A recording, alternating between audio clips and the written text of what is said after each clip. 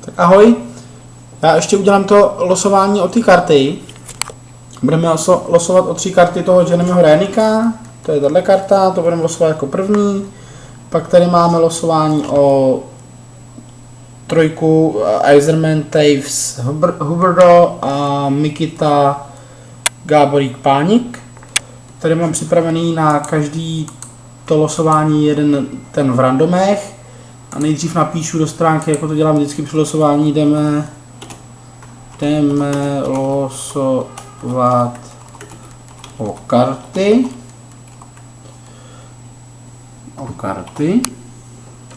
Teď to všichni vidíte, potvrzuju. A jdeme na to. První teda je, jak jsem říkal, Jeremy Renick, ten hrál za všechny tyhle ty týmy, co tam jsou. Chicago, Arizona, Philadelphia, Los Angeles, San Jose. Jdeme 3krát losovat. Jako to dáme vždycky. Jednou. Po druhý. Po třetí. Tak, 3krát losovaný. A tady vidíte, kartu vyhrává Philadelphia Flyers. Tak, to je Jeremy Renick. Teď přistoupíme na losování o kartu Stan Mikita, Marian Gáborík a Richard Pánik. Zase přesně jak jsou na té kartě zleva. Mikita, Gáborík, Pánik, 3krát losovačka.